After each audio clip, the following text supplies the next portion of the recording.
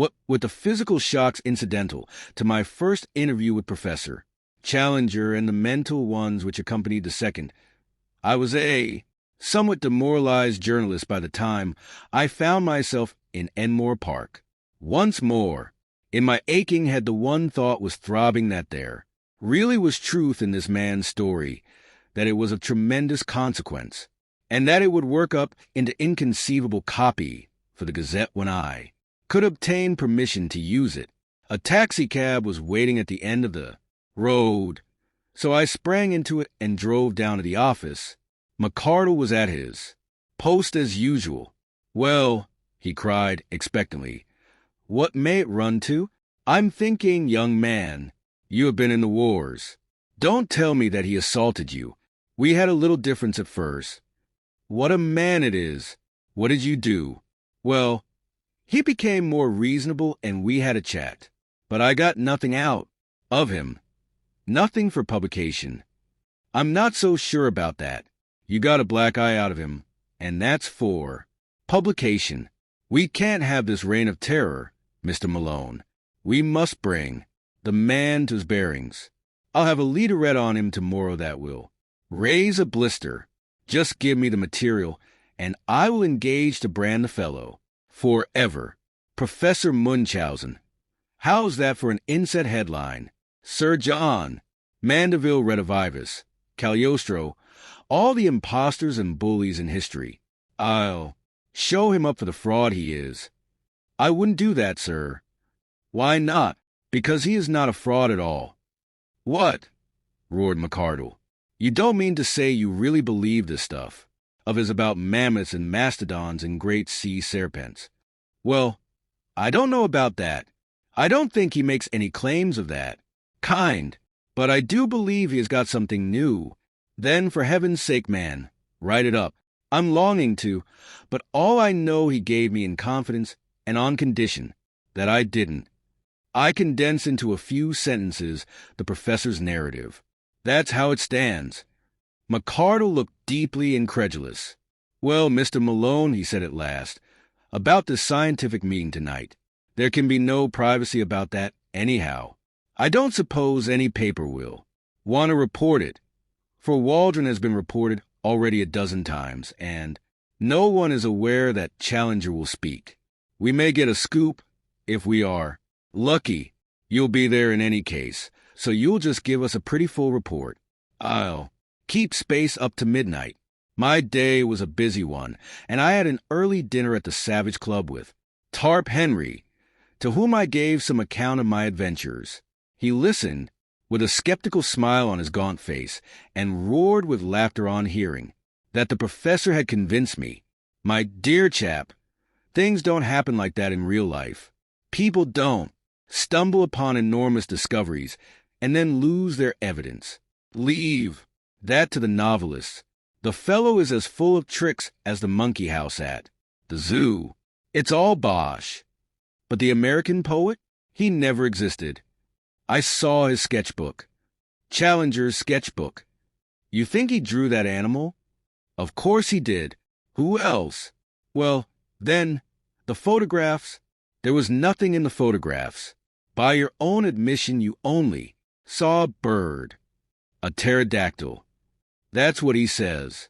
He put the pterodactyl into your head. Well, then the bones. First one out of an Irish stew. Second one vamped up for the occasion.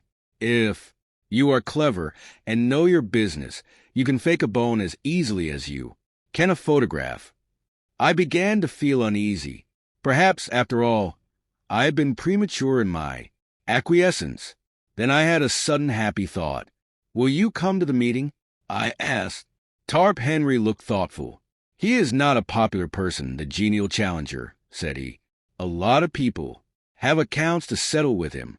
I should say he is about the best hated man in London. If the medical students turn out, there will be no end of a rag. I don't want to get into a bear garden." "You might at least do him the justice to hear him state his own case." "Well, perhaps it's only fair." "All right, I'm your man for the evening." When we arrived at the hall, we found a much greater concourse than I had expected. A line of electric brugums discharged their little cargoes of white-bearded professors, while the dark stream of humbler pedestrians, who crowded through the arched doorway, showed that the audience would be popular as well as scientific. Indeed, it became evident to us as soon as we had taken our seats that a youthful and even boyish spirit was abroad in the gallery and the back portions of the hall. Looking behind me, I could see rows of faces of the familiar medical student type. Apparently, the great hospitals had each sent down their contingent. The behavior of the audience at present was good-humored, but mischievous. Scraps of popular songs were chorused with an enthusiasm which was a strange prelude to a scientific lecture, and there was already a tendency to personal chaff which promised a jovial evening to others, however embarrassing it might be to the recipients of these dubious honors. Thus, when old Dr. Meldrum, with his well-known curly-brimmed opera hat, appeared upon the platform, there was such a universal query of, "Where did you get that tile?" that he hurriedly removed it and concealed it furtively under his chair. When gouty Professor Wadley limped down to his seat, there were general affectionate inquiries from all parts of the hall as to the exact state of his poor toe, which caused him obvious embarrassment. The greatest demonstration of all, however, was at the entrance of my new acquaintance, Professor Challenger, when he passed down to take his place at the extreme end of the front row of the platform. Such a yell of welcome broke forth when his black beard first protruded round the corner that I began to suspect Tarp Henry was right in his surmise, and that this assemblage was there not merely for the sake of the lecture, but because it had got rumored abroad that the famous professor would take part in the proceedings. There was some sympathetic laughter on his entrance among the front benches of well-dressed spectators, as though the demonstration of the students in this instance was not unwelcome to them. That greeting was, indeed, a frightful outburst of sound, the uproar of the carnivora cage when the step of the bucket-bearing keeper is heard in the distance. There was an offensive tone in it, perhaps, and yet in the main it struck me as mere riotous outcry, the noisy reception of one who amused and interested them, rather than of one they disliked or despised. Challenger smiled with weary and tolerant contempt, as a kindly man would meet the yapping of a litter of puppies. He sat slowly down, blew out his chest, passed his hand caressingly down his beard, and looked with drooping eyelids and supercilious eyes at the crowded hall before him. The uproar of his advent had not yet died away, when Professor Ronald Murray, the chairman, and Mr. Waldron, the lecturer, threaded their way to the front, and the proceedings began. Professor Murray will, I am sure, excuse me if I say that he has the common fault of most Englishmen of being inaudible. Why on earth people who have something to say which is worth hearing should not take the slight trouble to learn how to make it heard is one of the strange mysteries of modern life. Their methods are as reasonable as to try to pour some precious stuff from the spring to the reservoir through a non-conducting pipe, which could by the least effort be opened. Professor Murray made several profound remarks to his white tie and to the water carafe upon the table, with a humorous twinkling aside to the silver candlestick upon his right. Then he sat down, and Mr. Waldron, the famous popular lecturer, rose amid a general murmur of applause. He was a stern, gaunt man, with a harsh voice and an aggressive manner, but he had the merit of knowing how to assimilate the ideas of other men, and to pass them on in a way which was intelligible and even interesting to the lay public, with a happy knack of being funny about the most unlikely objects, so that the precession of the equinox or the formation of a vertebrate became a highly humorous process. As treated by him, it was a bird's-eye view of creation, as interpreted by science, which, in language always clear and sometimes picturesque, he unfolded before us. He told us of the globe, a huge mass of flaming gas, flaring through the heavens, Then he pictured the solidification, the cooling, the wrinkling, which formed the mountains, the steam which turned to water, the slow preparation of the stage upon which was to be played the inexplicable drama of life. On the origin of life itself he was discreetly vague.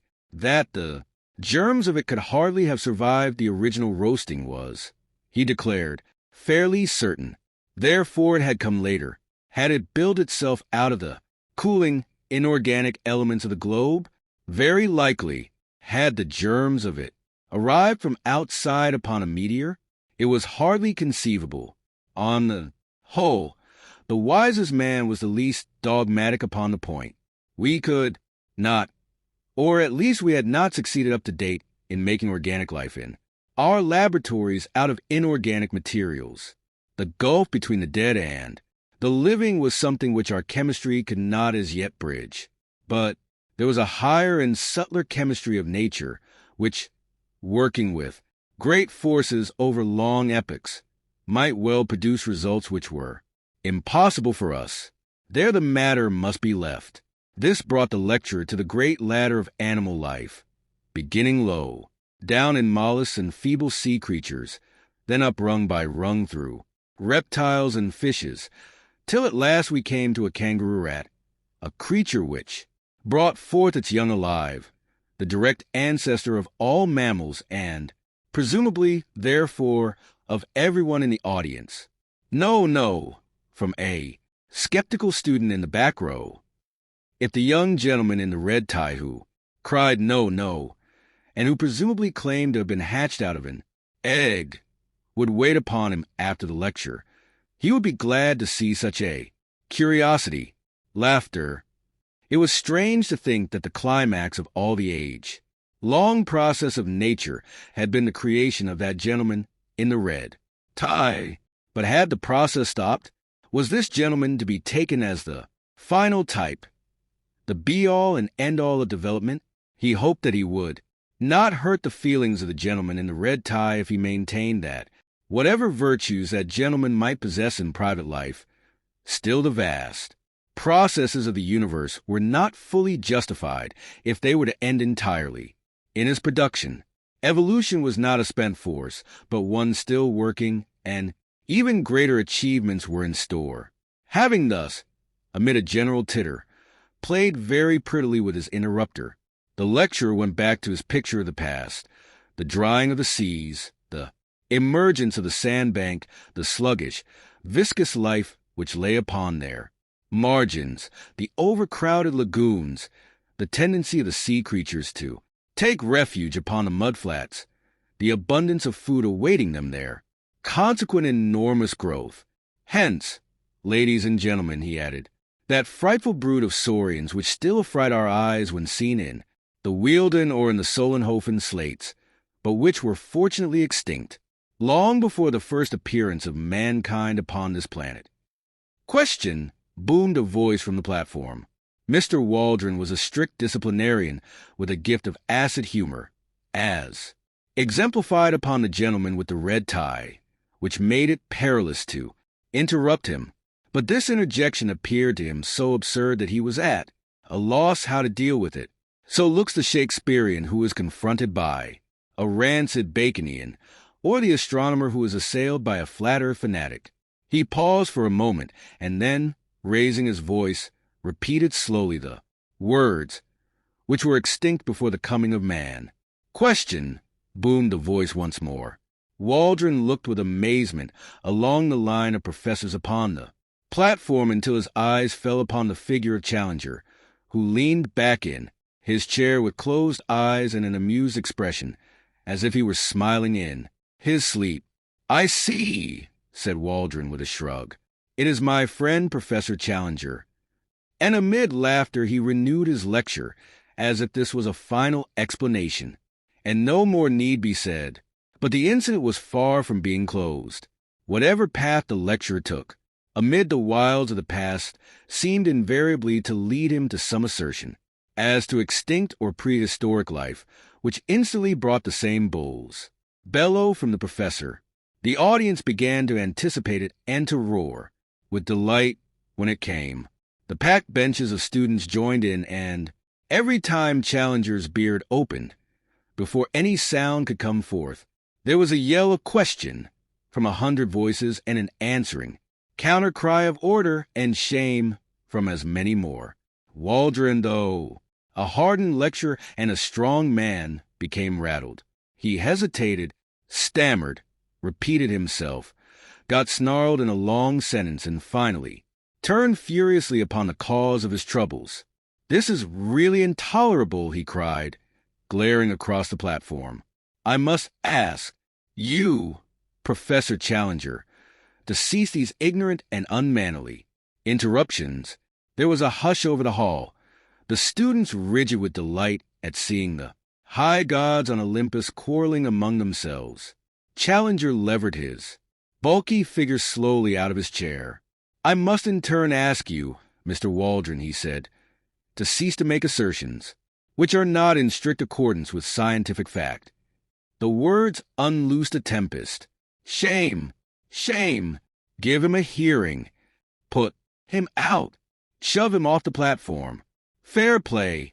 emerged from a general roar of amusement or execration. The chairman was on his feet flapping, both his hands, and bleating excitedly. "Professor Challenger, personal views later," with a solid peaks above his clouds of inaudible mutter. The interrupter bowed, smiled, stroked his beard, and relapsed into his chair.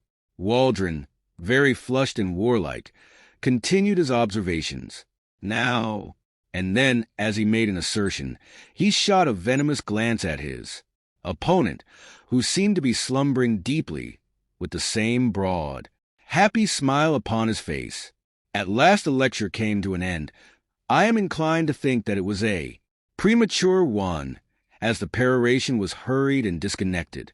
The thread of the argument had been rudely broken, and the audience was restless and expectant.